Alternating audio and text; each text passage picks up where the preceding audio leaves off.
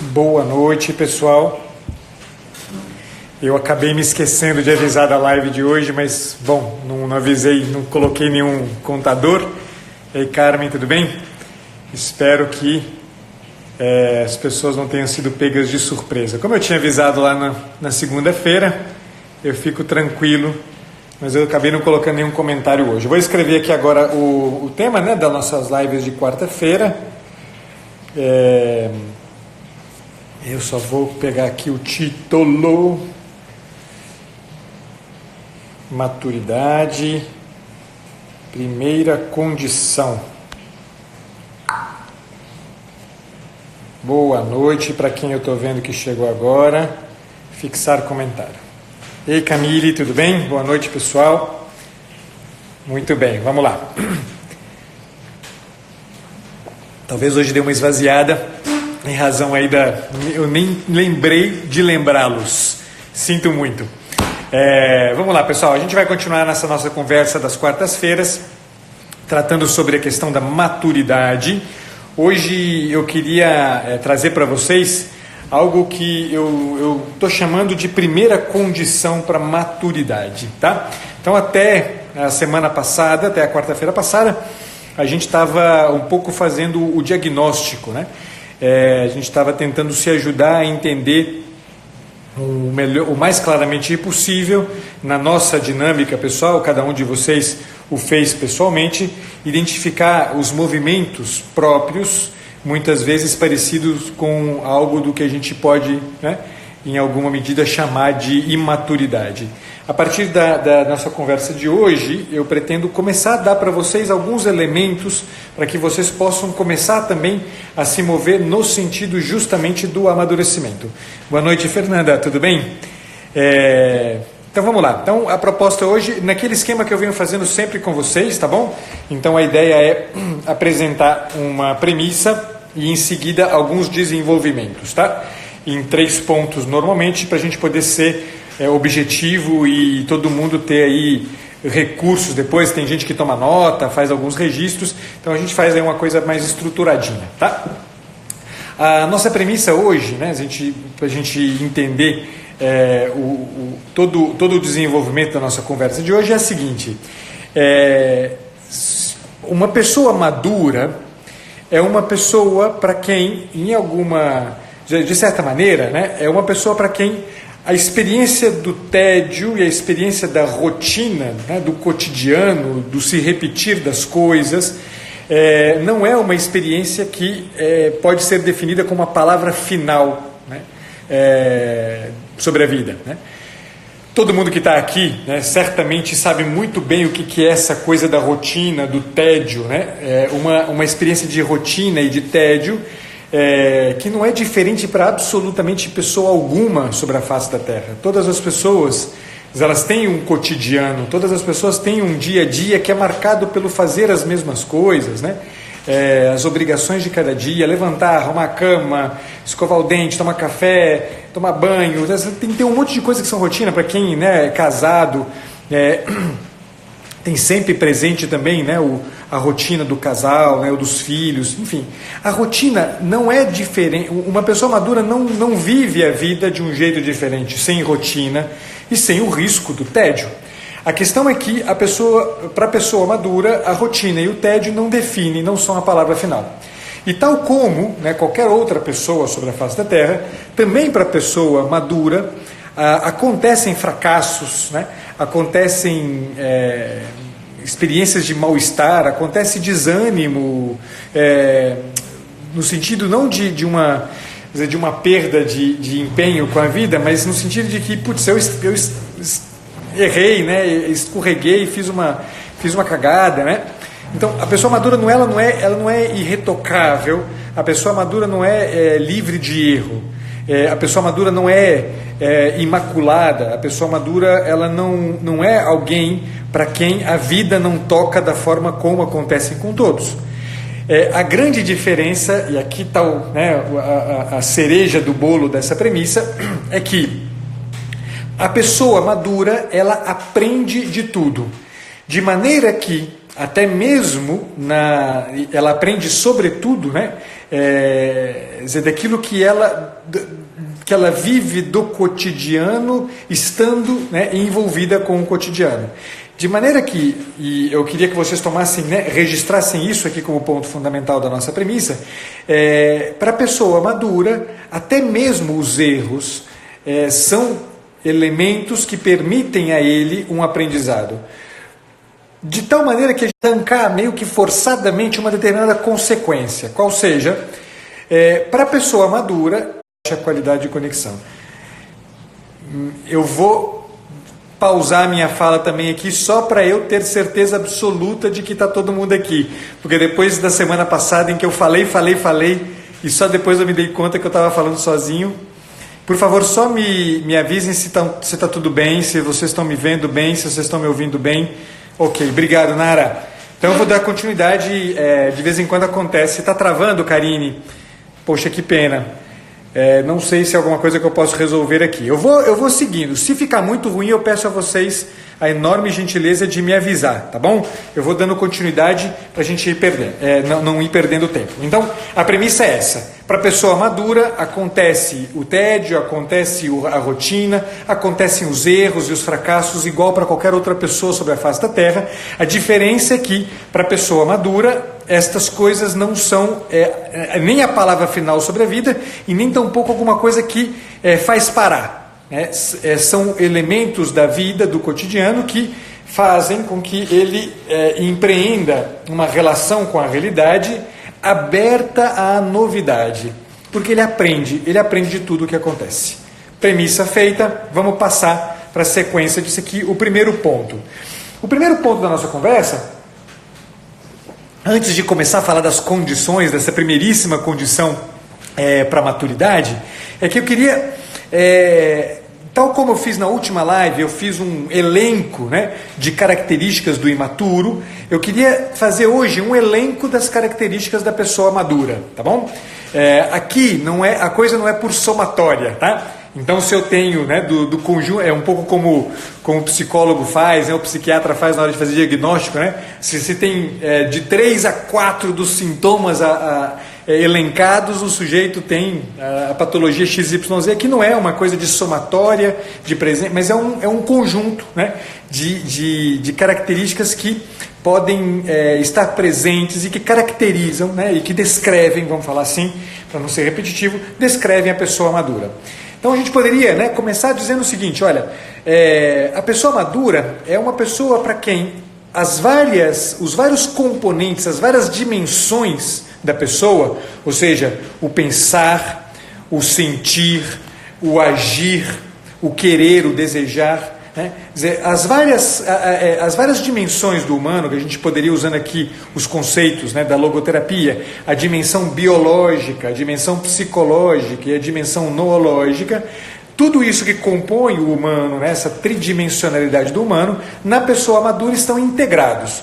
As coisas não estão separadas, as coisas não estão dispersas, as coisas estão integradas. Então a pessoa, ela age em alguma medida, né? Dizer, uma ação carregada de afeto, uma ação, né, dizer, com razões dentro, né? Os afetos não são o motor do movimento, mas conferem colorido, conferem intensidade para a ação, para as decisões. Ou seja, está tudo integrado, né? Ele não age só mecanicamente, ele não age só reativamente, ele não age só racional e friamente. Tudo está integrado. E aí vem uma coisa que eu vou abrir um parênteses muito rapidinho aqui, porque eu também não quero gastar muito tempo nesse primeiro ponto, só para vocês terem algumas ideias, porque muito frequentemente, né, aparece aí o tema do amor, né? E eu tenho insistido, e muitos, né, dos que estão aqui nesse trabalho no Instagram têm insistido sobre a necessidade da gente passar a entender, né, mais claramente que a experiência de amar não é uma experiência afetiva, não é uma experiência que coincide com a atração física, sexual. A experiência de amar é uma experiência que passa, né, ela é definida, em última instância, pela decisão. Mas quer dizer, e aí vem um problema, porque muita gente vem, né, faz essa confusão, quer dizer então que eu só amo se, somente se a coisa ficar circunscrita dentro do quesito racional? Não. Quer dizer, claro que não. Quer dizer, a experiência amorosa, madura, completa, ela arrasta consigo todo o resto. Eu decido ficar do teu lado para o resto da minha vida, e isso aqui não é uma coisa fria, isso aqui carrega, né, um afeto, isso aqui arrasta um afeto consigo, né, de maneira que eu sou atraído, né, psicológica e afetivamente pelo outro, e evidentemente que isso aqui tem um componente físico, um componente também, né, de uma atração sexual, de um desejo sexual, tem um componente também, e sobretudo, né, do toque, né, do abraço, do estar junto, né, do compartilhar os espaços. Então, não dá para a gente conceber a coisa fria, né? É só um requisito racional. Não, é claro que não, pelo amor de Deus, porque aí nós estamos diante de uma relação, também ela imatura. Então, primeira característica que a gente vai dizer, então, é essa integração entre as dimensões do humano, na pessoa madura. Uma outra coisa que a gente poderia, né, caracterizar, né, no maduro é a estabilidade, né? Mas uma estabilidade que não é só a estabilidade do que eu vejo de fora, é uma vida interior estável.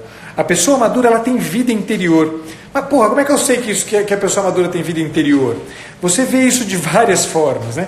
Você vê isso pela forma como ela fala, você vê isso na forma como ela desenvolve o seu raciocínio, você vê isso na forma como ela age, você vê isso quando justamente você consegue perceber essa integração entre as dimensões. Ou seja, o que é que confere a integração? É uma vida interior estável, é alguém que gasta tempo na vida interior, é alguém que para, né, sobre os problemas, não é alguém que só reage, é alguém que tem tempo de oração, é alguém que tem vida de oração, para aqueles que têm uma experiência religiosa, é alguém que tem, para quem não tem uma experiência de oração propriamente dita, né, uma experiência religiosa propriamente dita, para aquelas pessoas que têm está estavelmente estabelecido na vida, né, um tempo de meditação, né, um tempo no qual ele para, né, se concentra sobre as questões que lhe são próprias. Essa vida interior estável, ela é uma outra característica bastante significativa da pessoa madura. Desculpa. Uma outra característica é que a pessoa madura, ela sabe muito bem quais são os seus próprios limites, ela sabe muito bem de onde é que ela consegue tirar suas melhores e mais consistentes energias na realização das tarefas que ele tem que fazer. É uma pessoa que consegue perceber que, né, a vida é feita, né, desses altos e baixos, né? Que tem dia que eu estou com energia, tem dia que eu estou sem energia, que tem dia que as limitações parecem que estão mais evidentes, né? Que eu fico doente, que eu fico fraco. Quer dizer, a pessoa madura sabe reconhecer os limites, porque no fim das contas ela entende que a vida ela é marcada por uma certa transitoriedade, né? A gente pode usar essa expressão, né? Ou seja, é uma pessoa que, a gente vai falar então da quarta, né, característica. A pessoa madura é uma pessoa que, porque conhece a sua própria humanidade muito bem, conhece também, né, o propriamente humano das pessoas com as quais convive. De forma que a pessoa madura, em geral, ela tem juízos muito justos acerca do outro. E a justiça do juízo, né, ela não é medida pelo efeito que o juízo teve sobre o outro. A justiça do juízo, o efeito no sentido de, me fez bem, né? Fiquei felizinho quando você me disse isso acerca da minha pessoa. Não, a justiça do juízo, ela tem que ver ela é medida pela maneira como eu percebo que o juízo descreve adequadamente o que eu sou, apesar de tocar numa ferida. Mas olha que interessante, toca numa ferida, mas não diz que é tudo, né? Toca numa ferida, mas levanta, ergue, né? Te coloca para cima, te coloca no caminho de novo, te tira, né, do caminho, né, desandado e te coloca no eixo de novo. Ou seja, o convívio com a pessoa madura é o convívio com uma pessoa que, por se conhecer como pessoa, volta-se para mim também, concebendo-me, olhando-me como pessoa, e por isso é como se ele corrigisse, com o seu olhar, com o seu juízo, ele corrigisse o meu caminho. Isso é muito interessante, que a gente já conviveu ou convive com pessoas maduras, percebe muito bem isso, É como se a pessoa madura, ela lesse a gente, Ela lesse a gente com muito mais qualidade, do que o que a gente é capaz de ler da gente mesmo, Ela sempre tem ela sempre tem um juízo certeiro, acerta no dizer as coisas, no me dizer as coisas, no me ajudar a julgar as coisas, Acho que todo mundo deve estar aí, matutando e pensando em como isso, em alguma medida, já desaconteceu no encontro com algumas pessoas. Outra característica que a gente pode encontrar na pessoa madura é uma certa segurança, uma certa serenidade, que a pessoa, ela é serena não porque ela está sempre, com uma cara de santa, com uma auréola na cabeça, mas ela é serena porque ela, em geral, ela não é, pensa, a melhor imagem para isso, pensa num carrinho de montanha-russa, aqueles rostos que a gente sabe, que a gente vê num carrinho de montanha-russa, não são rostos serenos, Em geral não são rostos serenos, Ali não tem uma experiência de serenidade. É claro que é uma metáfora, A pessoa madura é uma pessoa que você percebe que tem uma serenidade porque tem uma segurança no caminhar sobre a vida, no encarar a vida, no enfrentar as questões da vida. Por quê?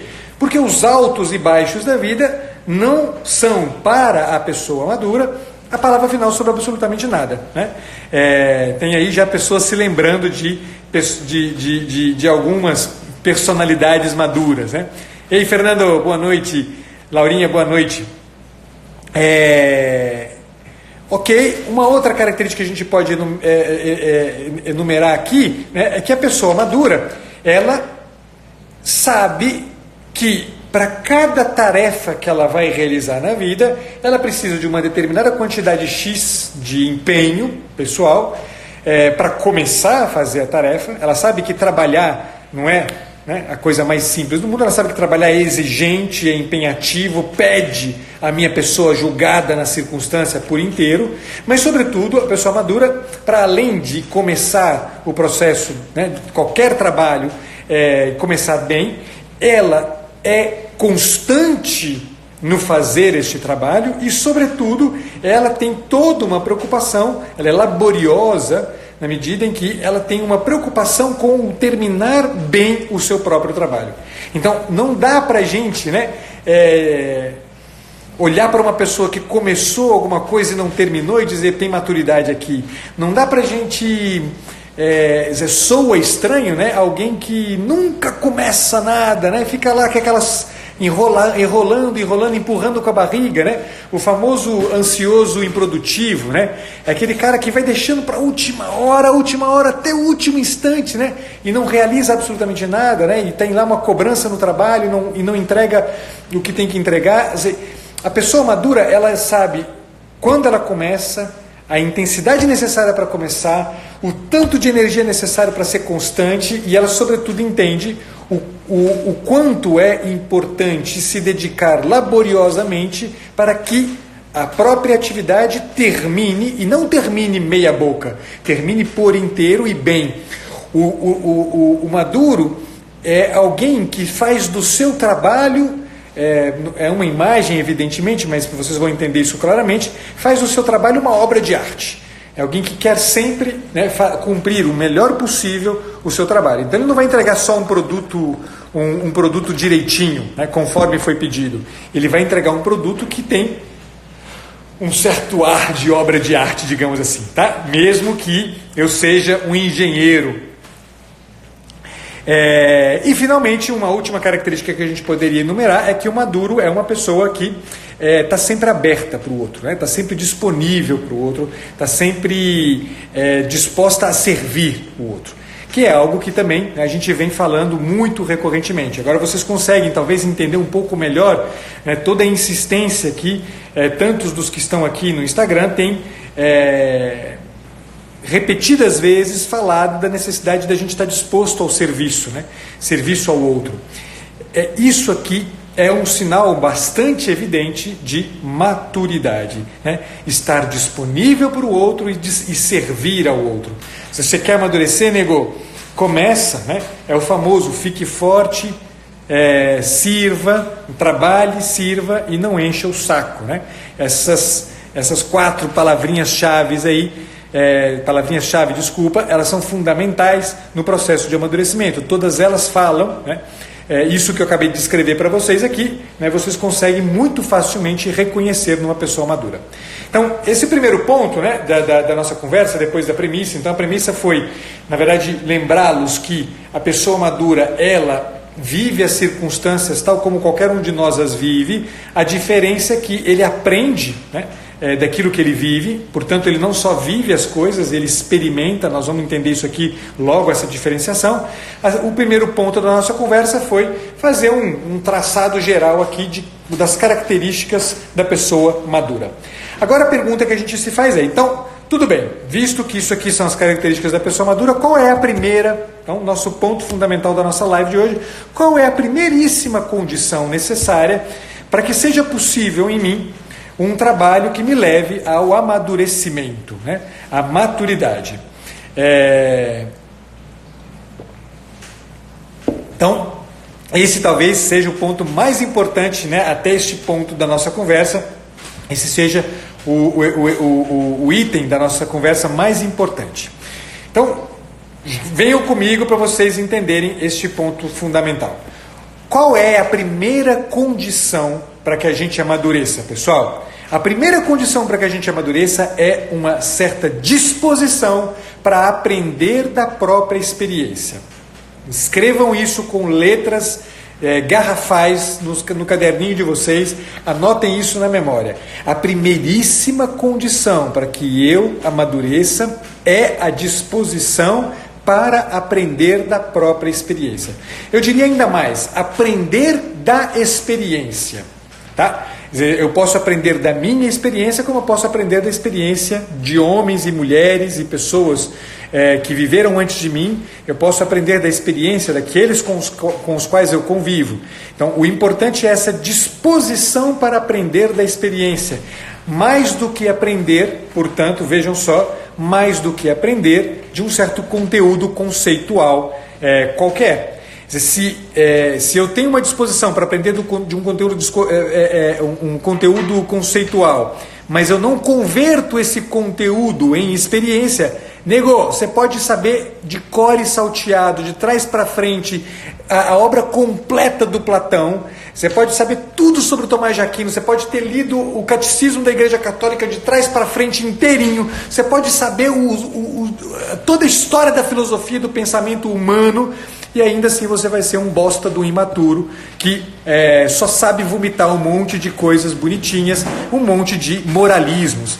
E isso aqui não tem nada a ver com moralidade, com maturidade, me perdoem. Então, lembrem-se disso, disposição para aprender da experiência. Este é o aspecto mais importante do que nos interessa nesta live de hoje aqui, entender que se a gente quer amadurecer, eu tenho que ver nascendo em mim esta disposição. Vejam, se a gente olha ao nosso redor, né, vamos pegar alguns exemplos bem banais até, de alguma maneira, mas que ajudam a gente a reconhecer mais rapidamente, né? Vamos pensar aqui numa criança, né? Mas uma criança não tem lastro histórico nenhum, né? De maneira que, no mais das vezes, como é que ela aprende? Ela vai aprender o tempo inteiro e quase que a totalidade da sua forma de aprendizado é baseado justamente naquilo que ela experimenta em si mesma. Então eu vou contar aqui uma história que aconteceu em casa aqui com os meus filhos, que ajuda a entender isso bem. Quando o Francisco, meu mais velho, nasceu, a gente morava num apartamento muito pequenininho. E a gente tinha uma cozinha, né, que era uma cozinha minúscula. Quem foi meu aluno aqui na universidade já deve ter escutado essa história. E eu sempre gostei muito de cozinhar e sempre estava na cozinha, né? Tanto eu como minha esposa, a gente está sempre transitando na cozinha de alguma maneira. E o Francisco, uma vez, pequenininho, ele estava aprendendo a andar, imagina, estava ainda andando igual aqueles, né, igual pato. Ele entrou na cozinha, eu estava fazendo a gente estava fazendo alguma coisa no forno, não lembro o que era, de forma que o fogão estava quente, né? E o Francisco foi, né, direto com as duas mãozinhas no forno, né? Pôs as duas mãozinhas no forno e se assustou com o fato de que o forno estava quente, né? A gente já tinha falado tantas vezes, não vem aqui. Ou seja, dizer para ele, né? Então, tudo bem, ele era pequenininho também, não é que ia fazer grande diferença, mas guardem o exemplo, que o que me interessa mais é o caráter exemplar da situação, para vocês entenderem isso aqui, né? Por mais que a gente dissesse para ele, não vem, vai queimar, né? O forno quente machuca, por mais que a gente dissesse isso para ele, em alguma medida, a falta de um lastro histórico não permite a ele, né, pura e simplesmente assumir isso aqui de forma conceitual, encarnar e pronto, né, vida que segue. Não, eu preciso, né, encarnar algumas coisas em mim mesmo, eu preciso experimentar na minha carne algumas coisas para que eu possa chegar a algum tipo de juízo. É claro que um menino de 1 ano e pouco de idade não faz grandes juízos filosóficos, mas o fato é que, desde este acontecimento, a partir deste acontecimento, o Francisco passa a entrar na cozinha, né? Sempre que ele entrava na cozinha, a gente estava mexendo no forno, né? Ele se aproximava com a mãozinha assim, né? Virada, né? Perto do fogo para ver se estava quente, né? Antes de se aproximar de forma mais segura. Ou seja, o que aconteceu ali? Ele, com toda as aspas do mundo, ele amadureceu, né? Quer dizer, com aquilo que a gente pode chamar de uma criança de 1 ano e pouco, né? Ele amadureceu, ele aprendeu com a própria experiência. Apesar da falta de lastro histórico, numa criança, apesar da falta de lastro histórico num adolescente, a experiência é um campo aberto para o aprendizado. É muito interessante que a gente, e aqui vem um aspecto dessa nossa conversa, desse ponto número 2 da nossa conversa, que eu queria também que vocês tivessem valorizassem bem e tivessem bem presente. É que aprender da experiência não é só aprender como o Francisco aprendeu, mas é aprender da experiência passada, da experiência daqueles que me antecederam, da experiência daqueles que eu não conheço, mas que tem registros históricos. Quer dizer, se eu consigo aprender certas coisas, né? Se eu tenho uma consciência histórica, uma amplitude de consciência histórica, é claro que eu vou agir na vida mais facilmente, né? Iluminado por experiências que me antecederam e que guiam os meus atos e que guiam os meus gestos. Isso aqui é uma mudança muito importante. É o que o Pedro está chamando aqui de tradição. Obrigado, Pedro. É muito interessante a gente ver isso. Eu conto sempre para os meus clientes uma coisa que sempre me marcou. Não vou longe nesse exemplo, mas também ajuda vocês a entenderem essa questão do lastro, né, histórico a que eu me refiro e como isso amadurece a gente. Eu dei aula numa universidade em São Paulo, que era frequentada, né, um público importante dessa universidade, por causa da localização dela, era frequentada por alguns judeus, né, tinha uma comunidade judaica nas imediações dessa universidade, e havia, né, era muito frequente eu ter alunos judeus. E uma coisa sempre me chamou a atenção entre esses alunos, né? Havia uma marca, não vou dizer que era uma marca, não vou generalizar, mas havia uma marca que eu via se repetindo entre os meus alunos judeus e que eu caracterizava então um pouco, assim, uma grande noção, né, como uma certa inteligência diferente, né? Quer dizer, eles pareciam ser mais inteligentes, né? E o que eu comecei a me dar conta, né? Quer dizer, que algo dessa inteligência, não é que eles tinham um QI mais alto, não é que eles tinham uma certa erudição maior. Muitas vezes era isso de fato, né? Uma certa erudição, muitas vezes era de fato um QI mais alto, mas mesmo assim eu não ficava fazendo medições. Mas havia uma coisa que era presente em todos eles, com os quais eu tive a oportunidade de uma troca mais próxima, que era o fato de que todos eles, quando falavam de si mesmos, inevitavelmente falavam das tradições judaicas. Inevitavelmente falavam de si mesmos como filhos de Abraão.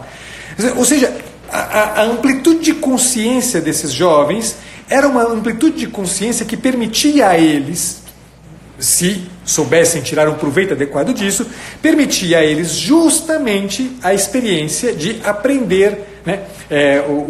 Aprender da experiência, a experiência de aprender da experiência, eu sei que foi um erro, né, dizer isso, mas só para vocês entenderem, eles aprendiam da experiência, não só da deles, mas de todo esse lastro histórico longuíssimo que eles tinham. Eles não eram só, né, o fulano ou o beltrano, eles eram filhos de Abraão, né? Então tem toda uma história. Então é claro que isso aqui, né, ensina ele um certo jeito de se mover na vida diferente. Mas é claro que ele não vai cometer erros que ele sabe, né, que já foram cometidos e já teve consequências.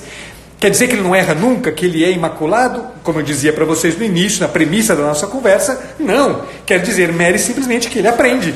Ele está disposto a aprender da experiência. Então, ele não vive a vida como se vivesse as coisas ex nihilo, né? Ou seja, eu não vivo como se tudo acontecesse do nada, tudo fosse, né? A vida fosse uma tábula rasa e eu me lanço na vida. Não! Tem um lastro histórico que eu já posso aprender. Mas também, né, um outro jeito de olhar para essa mesma questão é a capacidade que a gente tem de escutar as pessoas mais velhas. Hoje em dia, quem é que escuta as pessoas mais velhas? Tudo bem, temos um problema, né? Escutar as pessoas mais velhas hoje em dia não necessariamente é escutar alguma pessoa mais madura, uma pessoa mais experiente. Eu diria que está cada vez mais raro encontrar pessoas mais velhas que tenham verdadeiramente uma maturidade e que sejam pessoas sábias. Sábias não porque se entupiram de livros, sábias porque aprenderam com a própria experiência. É bem verdade isso, mas também é verdade que entre nós quase não há mais a disponibilidade de escutar uma pessoa mais velha, de escutar uma pessoa madura, não necessariamente mais velha. A gente não tem mais este hábito, a gente se concebe como uma ostra, a gente se concebe como alguém que fica simplesmente colado numa pedra do mundo, aproveitando-se de tudo que o mundo lhe oferece, não tira consequência de absolutamente nada e fica só vomitando, né, para o mundo os dejetos dos seus aproveitamentos. Mas a experiência, a disposição para aprender da experiência também, né, impõe-nos essa atenção, esta escuta de quem é maduro, esta escuta de quem sabe do que está falando, para que a gente não cometa mesmos erros, para que a gente possa justamente evitar cometer os mesmos erros. Ah, mas é preferível eu colocar a mão no fogo e aprender. Tudo bem, nego, você quer aprender por tua própria conta, você quer enfiar você a mão no fogo para ver que fogo queima? Pode fazer isso, mas de nada vai adiantar se você não aprender disso. Vejam que não é automático aprender da própria experiência. Se não é automático aprender da própria experiência, o que dirá aprender da experiência de quem me é próximo ou aprender da experiência daqueles que são anteriores a mim, muito antigos? Vejam que não é um aspecto muito fácil da gente perceber como possível de realizar. Por isso eu estou insistindo em trazer este tema para esta live de hoje. Eu quero que vocês saiam daqui entendendo esta coisa fundamental. Você quer amadurecer, nego? Então escuta aqui, cara. Se disponha a aprender da experiência. Ou seja, até mesmo aquilo que você vive, cara, até mesmo aqueles erros que você comete, até mesmo os teus fracassos, ao invés de se tornarem pedras de tropeço que te jogam no chão e te deixam estendido no chão, esperando o belo dia que alguém vai lá, vai passar a mãozinha na sua cabeça e dizer, pobre, coitado de você, te levantar. Cara, errou, fracassou, fez uma cagada, levanta, aprende do erro, veja onde errou, tenha uma vida interior, lembra? Quando caracterizava, por isso que eu quis caracterizar antes a pessoa madura. Quer dizer, se você tem uma vida interior, cada erro que você comete se torna objeto de reflexão, se torna objeto de análise, se torna objeto justamente de autoavaliação. Eu olho para mim mesmo, espera, eu errei, cacete. Eu fiz um troço errado mesmo, né? A gente precisa aprender a fazer isso. Se a gente não tem vida interior, cacete, a gente não vai olhar para os nossos erros. Se a gente não tem vida interior, a gente vai enfiar a mão nos fogos todos que aparecem na nossa vida e não vamos aprender nunca. A gente vai continuar enfiando a mão no fogo e continuar inventando a roda todo santo dia. Quer dizer, a questão é que se eu quero amadurecer, eu preciso cultivar em mim uma disposição que vai me obrigar. Olha só. Vai me obrigar justamente a me examinar, a me autoavaliar o mais constantemente possível. Quanto mais constantemente possível eu me avalio, tanto mais eu vou aprender da minha própria experiência. E aí eu vou estar fazendo a coisa mais importante, porque vejam, então agora vamos entender uma coisa. Eu estou falando para vocês de disposição para aprender da experiência. Vejam que aqui tem uma palavrinha que é uma palavrinha aqui, né? Eu falei de experiência até agora, mas tem esta outra palavra fundamental, o aprender. Quando é que eu sei que a experiência pela qual eu passei se tornou aprendizado? Então este é um problema que a gente precisa também, está ainda no ponto 2 da nossa conversa, eu vou já passar para o ponto 3 e finalizar a nossa conversa aqui. Mas ainda nesse ponto 2, a pergunta que muitos de vocês podem se fazer é: como é que eu sei que eu aprendi? Como é que eu, que vivi uma determinada situação, sei que eu aprendi? Eu sei que eu aprendi porque ao final da experiência, tendo passado pela experiência, eu digo disso que eu vivi alguma coisa. E vejam que experiência não é só pôr a mão no fogo, tá bom? Há infinitas situações, né? Eu vou dizer para vocês, eu comprei esse cachimbo, né? Um cachimbo irlandês, acabei de comprá-lo, né? Chegou em casa hoje, e comprei esse fumo de latáquia, né? Eu até hoje eu só tinha blends de latáquia, e aí eu consegui comprar um latáquia puro, né? Fumar um cachimbo é uma coisa que eu absolutamente adoro, né? O fumo de latáquia é um fumo que eu também gosto muito. Mas a possibilidade de fumar latáquia pura, né? O fumo de latáquia puro, era uma possibilidade que para mim ainda estava muito distante, porque é difícil trazer para o Brasil, etc. Bom, essa aqui, né, é uma experiência que não necessariamente alguma coisa que vê com pôr a mão no fogo, né? Portanto, eu estou, né, eu acabei, antes de começar a nossa live aqui, eu estava fumando, testando meu cachimbo novo, né, pequenininho, levinho, gostoso, né, e fui fumar.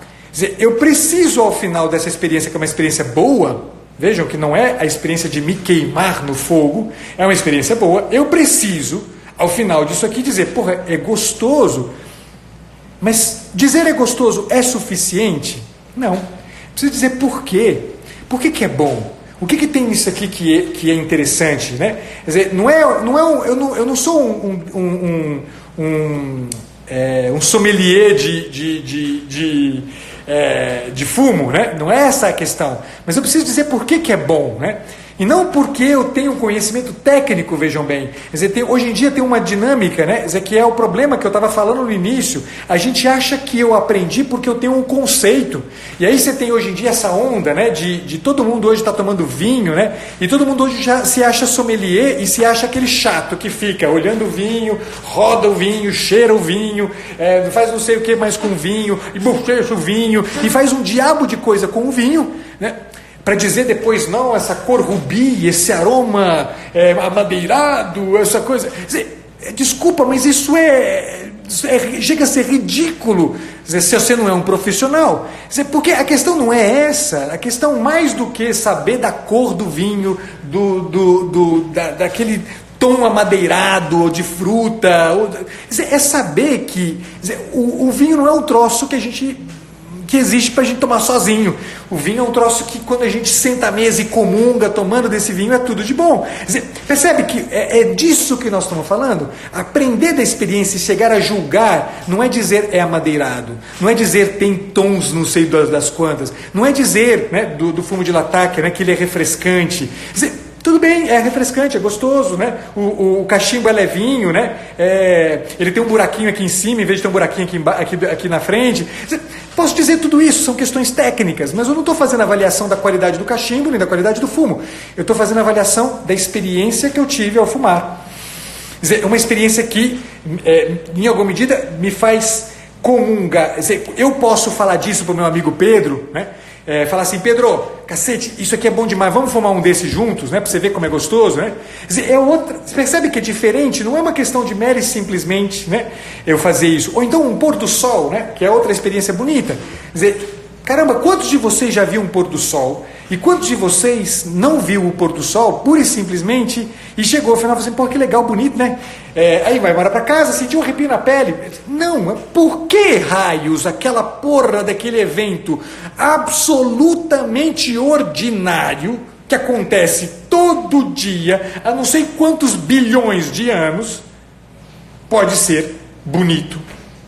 Quer dizer, rigorosamente falando, esta porcaria deste evento ordinário não tem nenhuma razão de ser para eu dizer bonito para ele.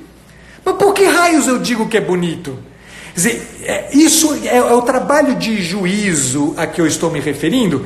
Aprender da experiência é chegar a este ponto. O que tem naquilo que eu vivi que eu posso segurar e dizer, isso aqui ninguém me arranca. Porque pôr do sol serão todos iguais daqui até o final do mundo. Mesmo que amanhã esteja tudo encoberto, o evento que vai acontecer é idêntico, a Terra roda e o Sol aparece no leste e desaparece no oeste, quer dizer, tudo igual, nada de diferente. Se tudo é igual e nada de diferente, e tudo fosse explicado mera e simplesmente por esses requisitos técnicos que eu domino e conheço, vocês vão de convir comigo que não valeria a pena gastar o meu tempo fumando um cachimbo de lataca, um cachimbo irlandês com fumo de lataca. Não valeria a pena eu gastar meu tempo de sentar na praia e ver um pôr do sol, de subir no alto de uma montanha e ver um pôr do sol. Por que eu faço isso tudo? Este é, né, o caminho do aprender com a própria experiência. Eu preciso chegar ao final daquilo que eu vivi e dizer, porra, pera lá, é isto. Isso se torna um juízo. E aí, pessoal, vem a coisa maluca. Um juízo é um troço que é para sempre. Nunca mais vai ser diferente. Latakia é bom, sim. Ponto. Basta. Acabou. Quer dizer, é isso. Brunello di Montalcino é bom, sim. É. Ponto, basta, não adianta eu dizer que não.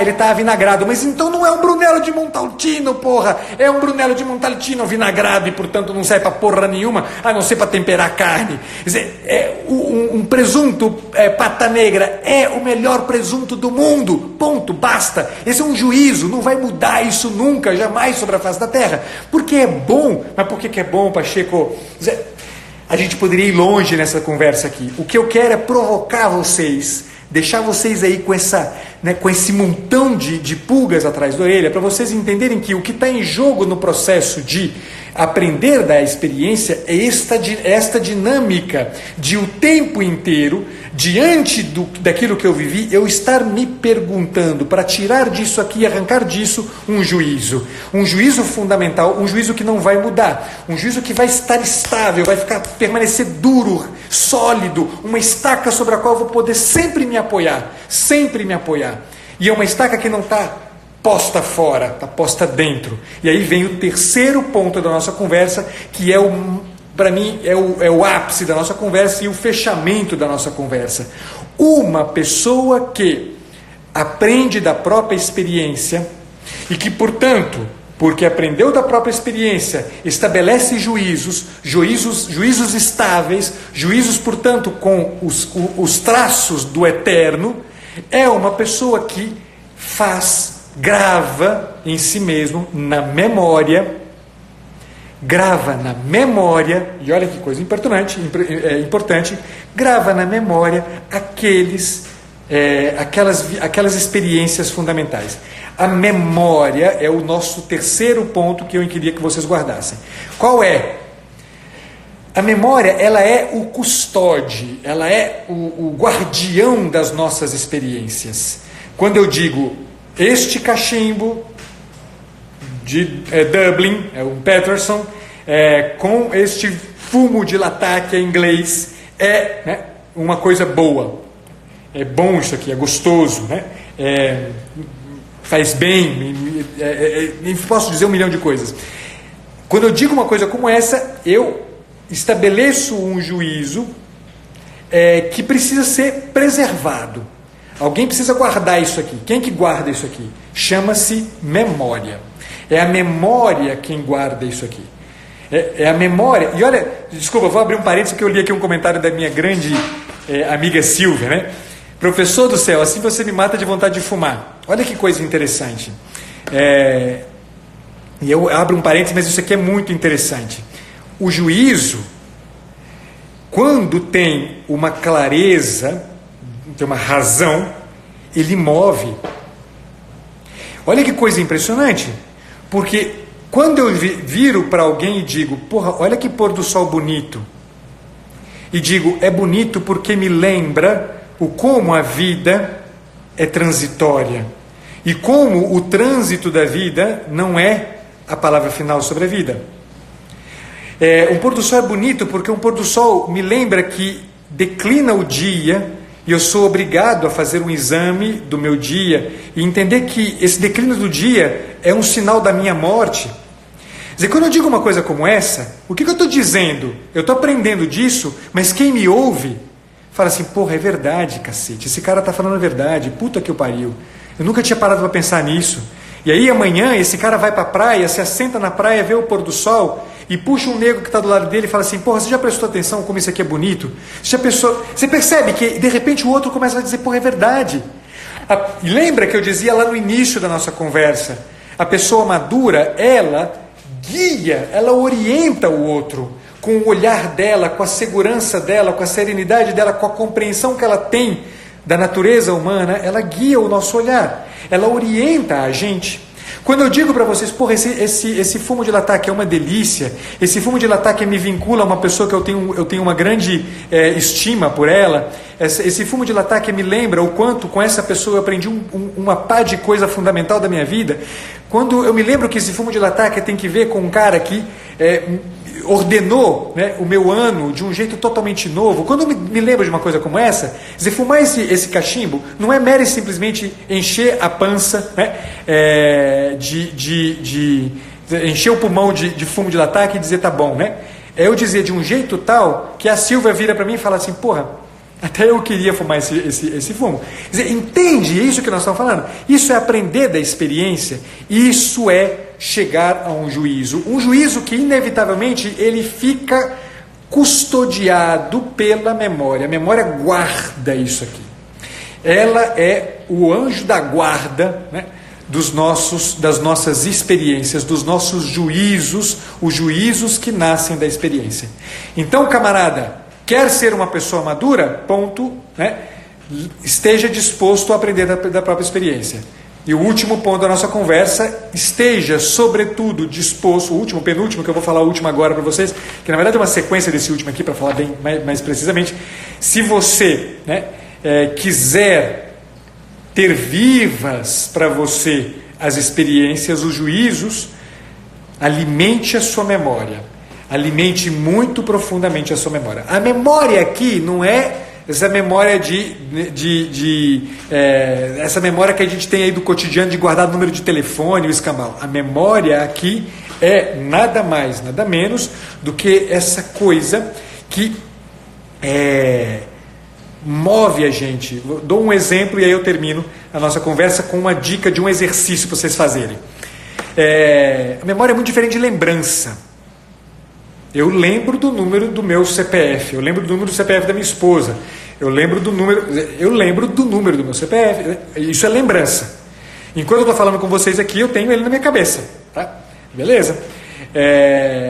A memória é diferente.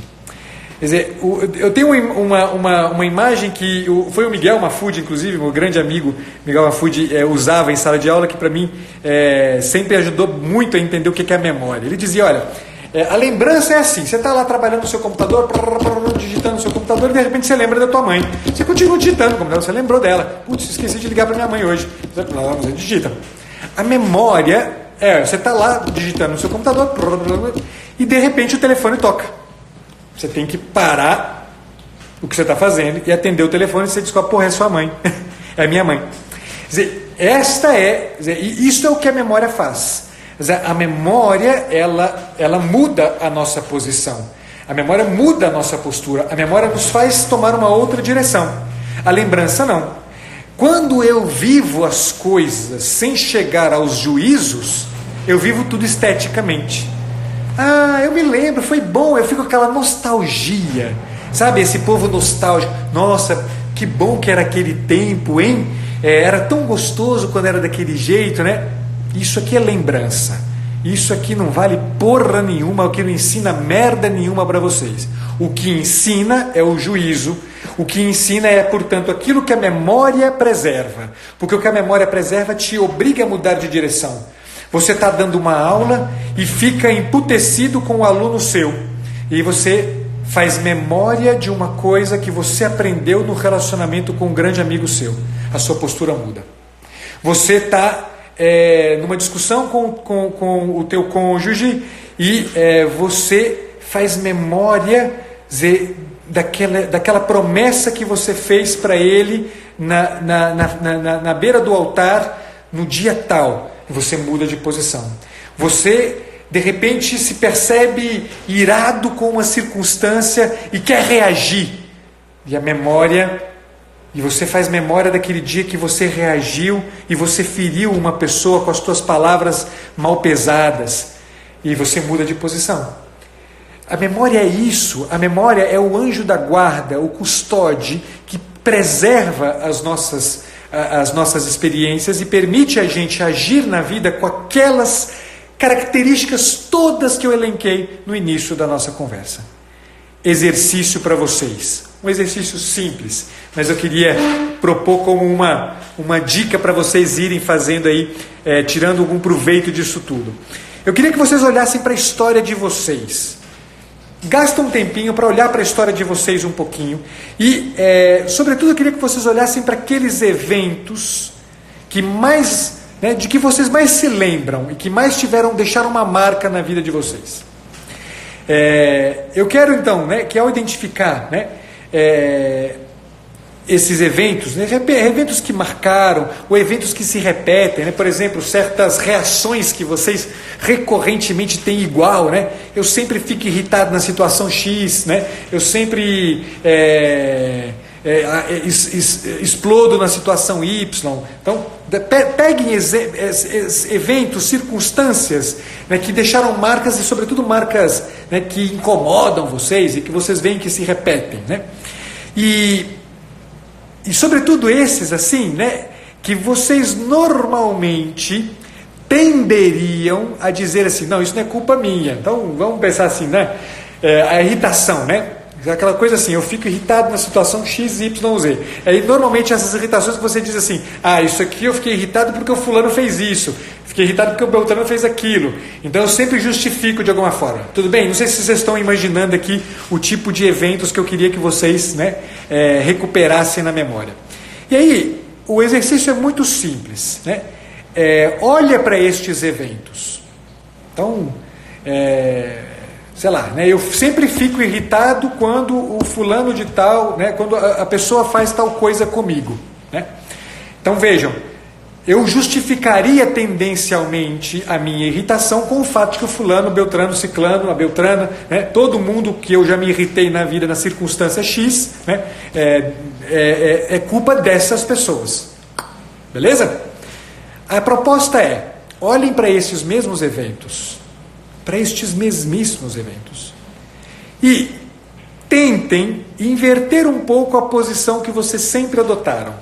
Ao invés de identificar no outro, no externo, a causa da sua irritação, pergunte-se, por exemplo, eu estou dando é só um exemplo, pelo amor de Deus, vocês podem pegar aí 1 milhão de outras possibilidades, cada um de vocês tem a história que tem.